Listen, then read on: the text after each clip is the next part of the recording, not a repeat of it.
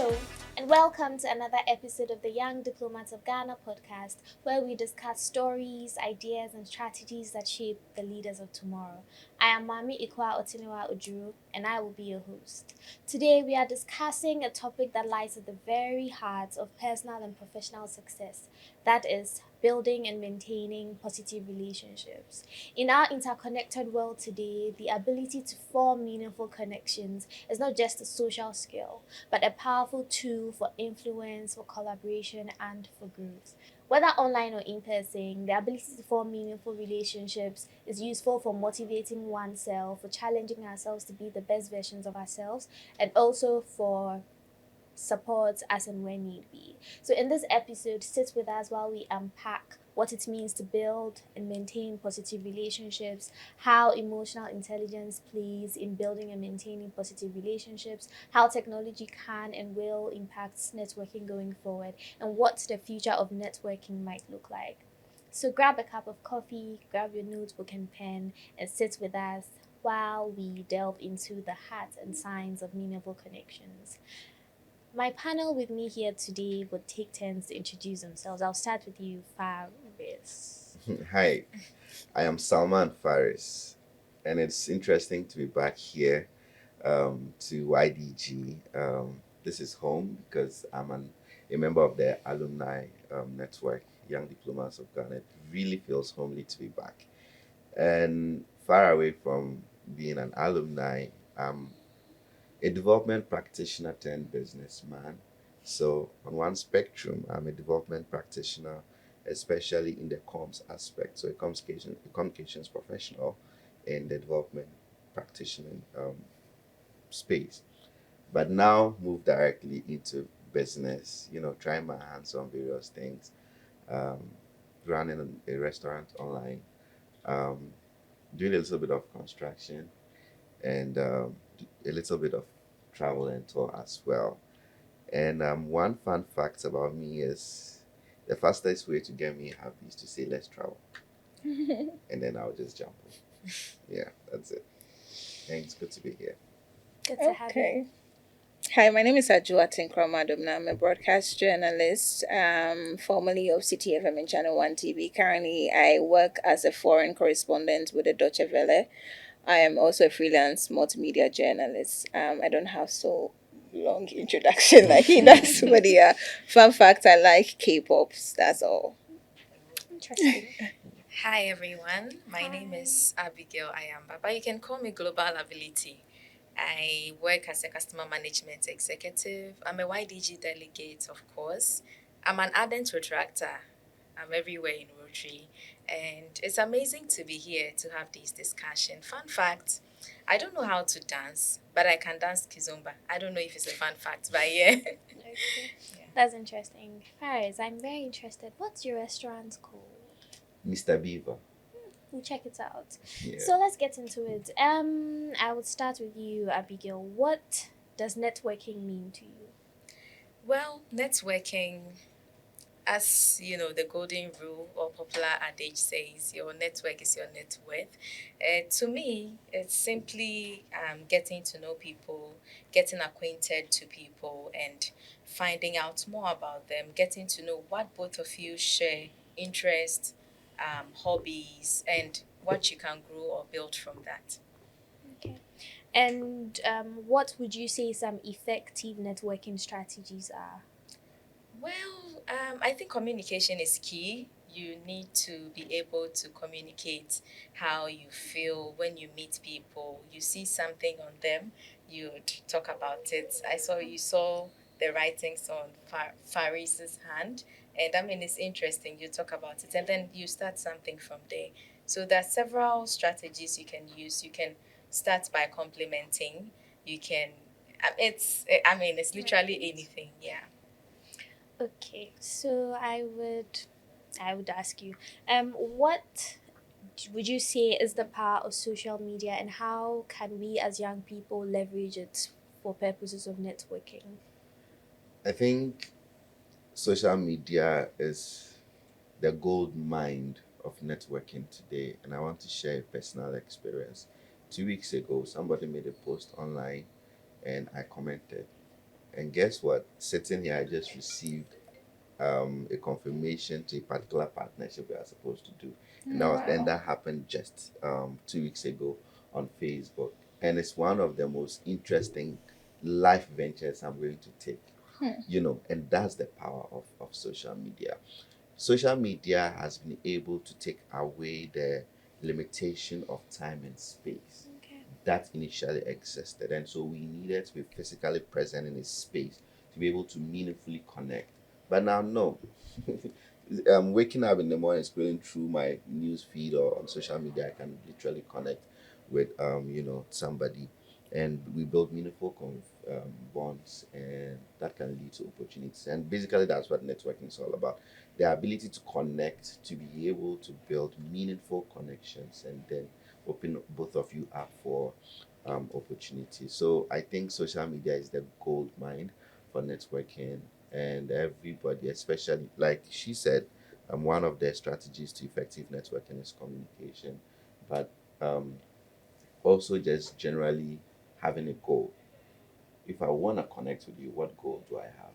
What is my goal connecting with you? If I'm able to define that goal, then it becomes very easy for me to know who I want to connect with and who I do not want to connect with.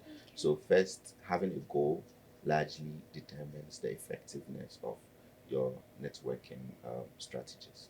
Okay. So we say it in passing, that guy is not emotionally intelligent. This person lacks emotional intelligence. Adwoa, I would want you to tell me what emotional intelligence is, and then how important that is for maintaining healthy relationships. Well, my simple definition will be understanding your emotions and managing them, as well as understanding the other person's emotions and being able to manage them. So, in a relationship, you are very well positioned if you understand how you are feeling, why you're feeling it, why the other person is reacting a certain way, and what you can do to bring tempers down, especially when you are angry, or your boss has said something very terrible, very demeaning to you, and you want to respond as an emotional response, like how every normal human being would do. But you assess the situation and you process what has just happened. You process what was said. Why am I feeling this way about what was said? And in what way can I communicate clearly how I am feeling about what was said? And in what way can we find a resolution to whatever issue that is happening? So for me, that's how I define emotional intelligence: identifying, being able to understand what is happening, and then trying to, based on what you have identified and understood, try to find solutions to, what is happening and solve them. Okay, that's pretty extensive. So let's talk about various types of relationships. Does anyone have any idea the various types of relationships? If we could just like pull them out. Like I remember in RME we had something about is it filial, or that's rather the forms of love? Philia is, I think, the forms of love. Yeah, okay. Yes. So we have So family maybe relationships, professional relationships, school relationships. Romantic So relationships. romantic Yes, relationships, Yeah. very important. Or just normal Yeah, friendships. normal friendships. Yeah. Really. So can we talk about how to tailor your emotional approach to the different types of relationships that we all have? So I'll start with you, Faris. You seem very business. So let's talk about how practically would you tailor your emotional responses to your professional relationships. If you understand me, how would you approach your professional relationships in a way that someone can see and say, oh, that's very emotionally intelligent of you? I think generally you need a goal. Okay. What is my goal with establishing a relationship with you, vis-a-vis that of um, Adwoa. Adwoa, right? Because it might not be the same. Okay, we might be casual friends, or our relationship could be casual, and hence our relationship is, formal or professional. My ability to decipher between both largely determines how I treat both of you, and that is where the emotional intelligence bit come in. I could laugh and give you high five, but I do not have that luxury with her because our relationship then is professional. how I'll communicate with you, even via mail, is different, or via text is different from how I will communicate with her, because our relationships are defined and the perimeters that define both are different, and so are how our communication strategies and channels would be. So the first step is identifying what type of relationship is it and what goal is it. So in the professional setting, I would be tempted to be more professional, not to be casual, unless of course our relationship metamorphoses into a bit of um, casuality. Then there's, In the professional setting? yes, of course. I mean, like in the working environment, you build friendships. So you meet somebody as a working colleague, but over time the person becomes your buddy. Mm. You see, so there's a gray area, but that doesn't mean there are still boundaries. You should find a way to not Right. let the boundaries overlap. For example, I could go on a dinner with my boss, and then we'd have so much conversation, or we could even go clubbing. Then the following morning, maybe on the weekend, then the following morning, Monday, so to speak, we're in the office. That doesn't mean that how we behaved in the club is going to reflect in how we behave in the office on a Monday Absolutely. I morning. agree. So the emotional intelligence bit comes in my ability to be able to decipher both and know how I find a good balance between managing casual relations and professional relations. Okay, that's interesting. So, Adwoa, I would want you to talk about emotional intelligence in the context of community relationships. Maybe your online community, the community where you live, the community where you, the places you go to. How do you practically demonstrate emotional intelligence in your relationships with people? So I'll just belabor a bit on the point that he made about finding the goal for each relationship and that defining how your response to situations that arise out of those relationships are. So, for instance, if it's an online community I'm managing, I do social media management sometimes in my line of duty. Um, some people, when they see a news item, they would immediately jump on and say a lot of things. There is a particular individual, whenever DW Africa we put something on Facebook, he'll come and say fake news portal. There is a consistency in the attack coming, and you know what you are as a media house and what you're offering. So in such instances, what do you do? There are a lot of times that you post stories about certain countries and you find people attacking you because they are political stories and they do not necessarily align with their interests. So in that instance, what do you do? The strategy I would deploy there is different from when, for instance, I have to manage my parents and a conflict is arising in the house, and so understanding the goal for each of these relationships is really crucial. So for instance, in family, I'm trying to protect my income. There's a problem usually with firstborn children. When they make money, they think that they have to take care of the whole family. Family responsibility is coming, your personal development responsibility is coming. Sometimes it's hard to balance all of those things. When a conflict arises in that instance, what are you prioritizing? What is the goal of that relationship? Your family, you can never leave your family. Whether you no matter what you do, it's not like friendship that you can discard.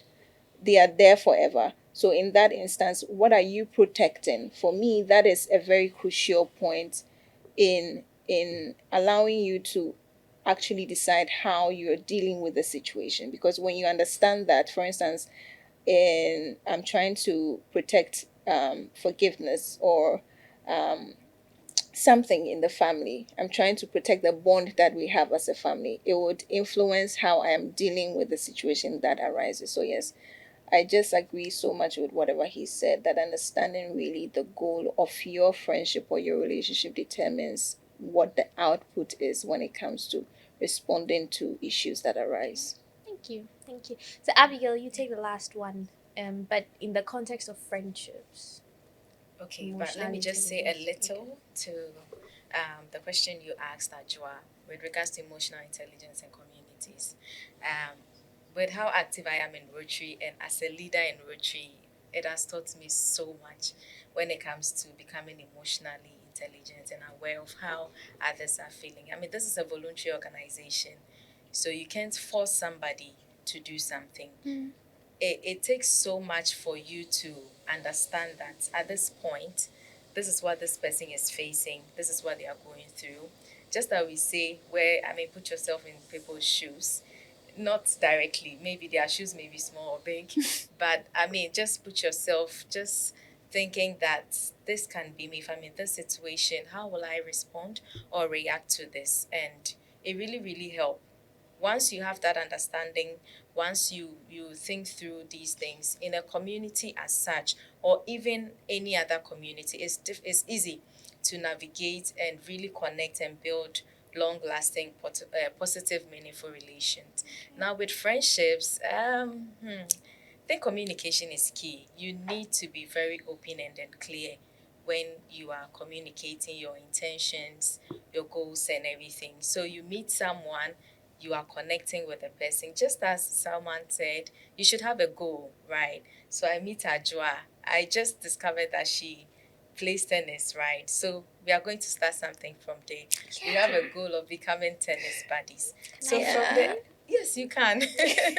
In friendship is key when you understand people from the way they are acting or the way they are doing their things. That would inform your thoughts and then your behavior as well as how you relate to them.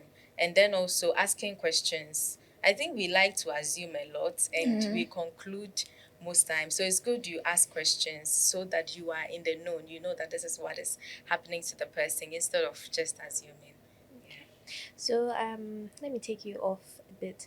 So what do you do when you're in a situation where I mean, we all understand that there are people that you meet that you just naturally connect to. There are people that you like for no reason, and there are people that you dislike for no reason. So, what if you meet somebody that you would really love to network with? You feel like you share so many professional interests that both of you could benefit from, but as a person, you don't like them. I don't like you as a person, but I would want to network with you. How would you I have a navigate story. I that? have a story about that. So, I was watching a movie, and there was a student lawyer who attended an event where a very successful lawyer came to speak to all the students. He was disabled, and this student lawyer was also disabled. So he found that connection. That, oh, this is somebody, and the guy spoke so well. He spoke about the affluence that comes with the legal profession, the influence, and everything you can do as a lawyer. So this guy was bought. He was completely so. He said he was going to learn so hard, grow, and become like him, go to his law firm. And he actually ended up in his law firm.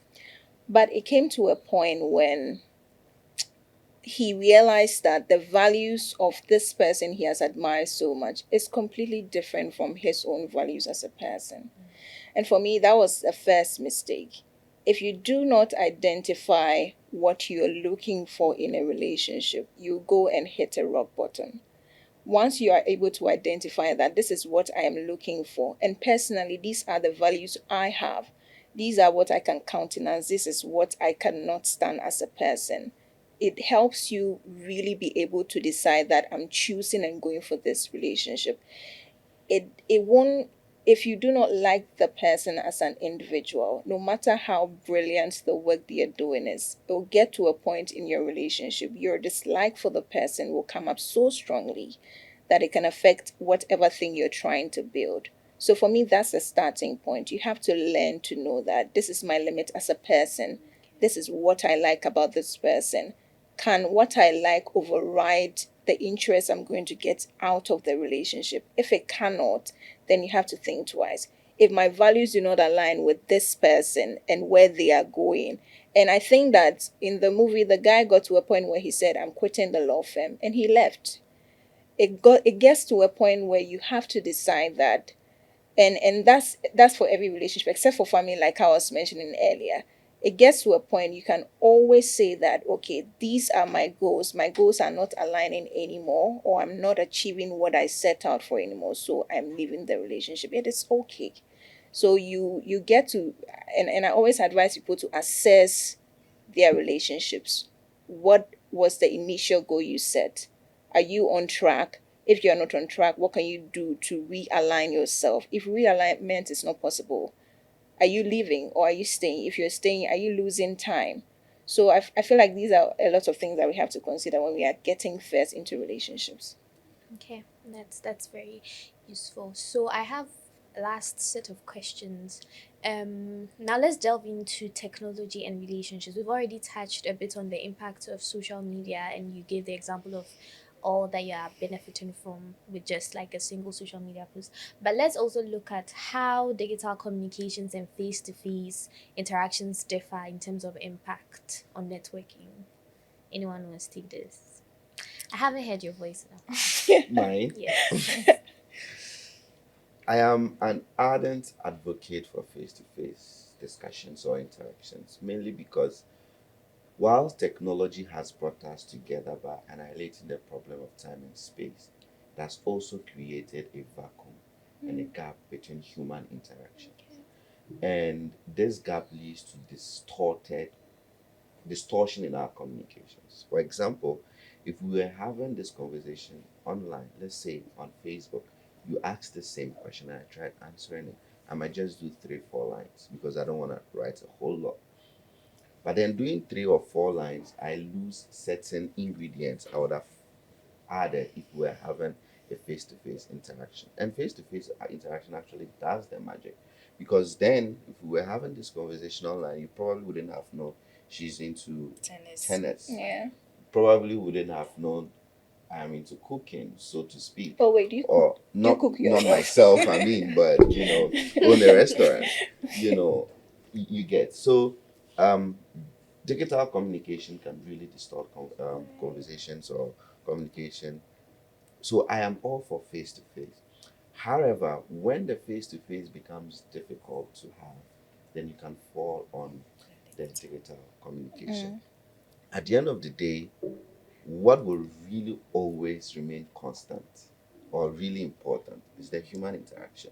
We can never take it away. So you realize that a lot of people keep saying that the invention of AI and robotics would come and replace human interaction and all that. But for me, I don't think that's going to be the case. At the end of the day, people will still be hungry for that face-to-face interaction, and so they will sort it out. That is why in some Are you sure? jurisdictions, oh yes, in some jurisdictions, for I think so example, too. yeah, in some jurisdictions, people, there's what we call a human library. So people go to the library, but they don't read books, just Just to interact meet with other others, people. because they are in societies where the human interaction is now limited, but they crave it. So they go to libraries to find it. For example, if you are living in the diaspora, for instance, you have kids, to have your kids play with other kids, you probably need to book a session for them. That is why I love my village. People, you can play from dawn till dusk every single day.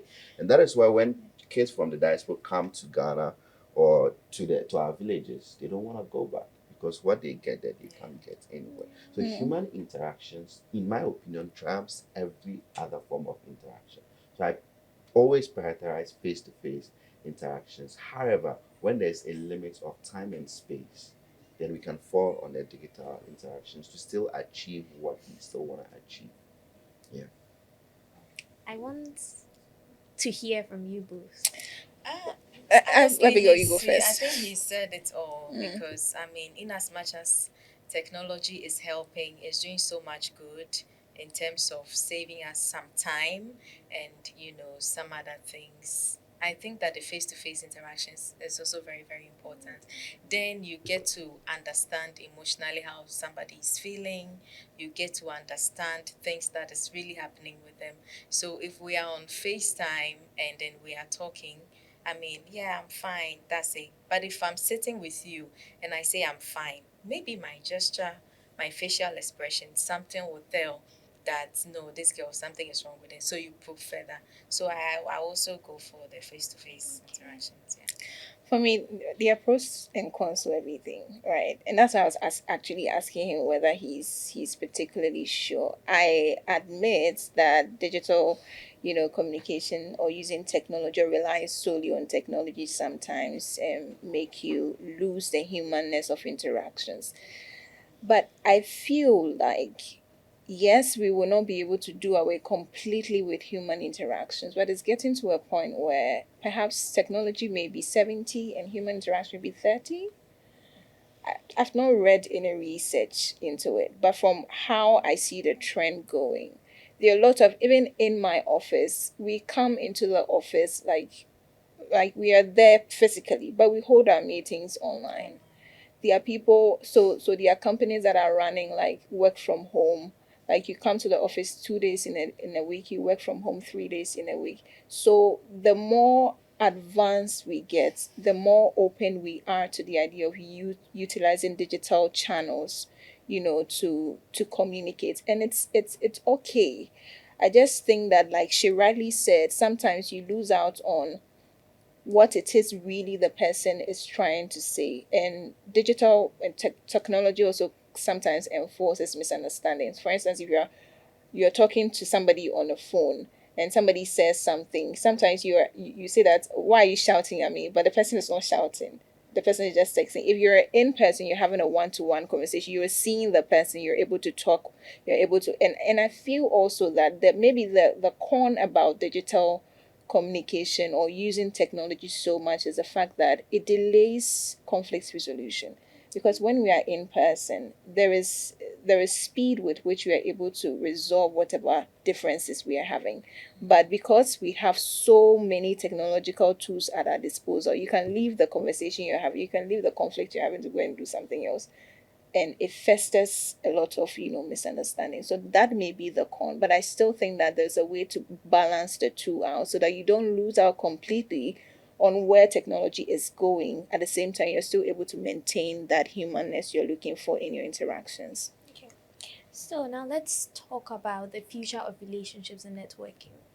The future of relationships and networking. How do you think the generational gaps and the increasing, people talk a lot about Gen Zs these days. I do not know what Gen Zs have done, what we have done. Are you a Jersey? Yes. Going forward, how do you think the generations will be able to merge their differences and find mutual grounds to be able to network while not while respecting the fact that the differences just make us different people? Looks like you want to go first. Yeah, that's sad. Yeah. Okay, maybe I should. Yeah, you can. Yeah, Please take it. I think that is already happening. I think that various generations are already coexisting and understanding each other. Maybe it's the Gen Zs that are finding it difficult to understand, what the other generations came from, and maybe trying to accommodate it. But the other generations do understand the Gen Zs, for example, and then there's a cohabitation. There are things that my dad would probably, or my mom would probably do now, because you would find her on TikTok dancing, and she probably wouldn't have done that 10 years ago. Yeah, but you find her on TikTok dancing and doing all sort of things, because um, that's the trend. Yeah. And the world is evolving. Someone said that the world is moving so fast that to keep your pace, you have to be running. So you must run, because whether you like it or not, it is Gen Z era. So you must embrace it. Understand the aspects you can embrace, the aspects you cannot embrace, but find a good footing and a good balance, because whether you like it or not, it is no longer your time. So our ability to understand this, appreciate it to that extent, and be able to coexist really makes us different and stand out. But I believe strongly that there's already a coexistence between the various generations. Gen Zs haven't done anything; they are just living their life. Other generations are also living their lives and stuff. But yeah, basically that's I think we are coexisting very well. Okay, that's beautiful. I've enjoyed this conversation. I wish it could keep going, but we need to wrap it up. So to wrap up, I would go around and each person would give me one strategy they suggest for sustaining relationships over a long period of time. Very brief. I think that you should keep in touch with people and always go back to the first reason why you connected with them. I say this because we keep on adding a lot of numbers to our contact list, and sometimes we don't talk to them forever. We meet people at networking events. We just track a conversation. We say hi, exchange contacts, and that is it. We leave the contact and we do not follow up. A simple, when you go home, a simple text message. Oh, hi, I was the person you met here. I was hoping we can grab lunch or grab coffee sometime and discuss a so and so idea. Just go straight to the point. Talk to them about why you're messaging them and who you are. First of all, remind them. It is able to let the person know that you are willing to take this beyond where you met them. And for me, that is one way of sustaining meaningful Right. relationships. Thank you.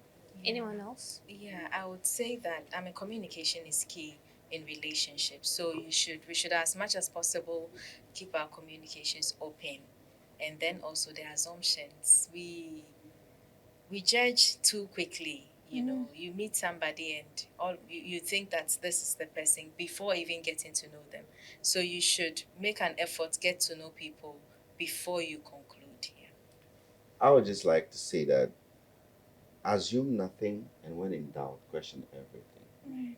But most importantly, relationships matter. So guard and protect them. Mhm. And where your relationship will take you, no degree in this world might be able to take you. So That bear sounded that in like mind. a sermon. Right. So thank you for sitting with us. I'm positive that you have learned some tips that will be useful to you in your own personal and professional relationships. Please come back on our next episode and watch us because we have a lot to offer you in our successive episodes. Thank you for watching. Have a good day.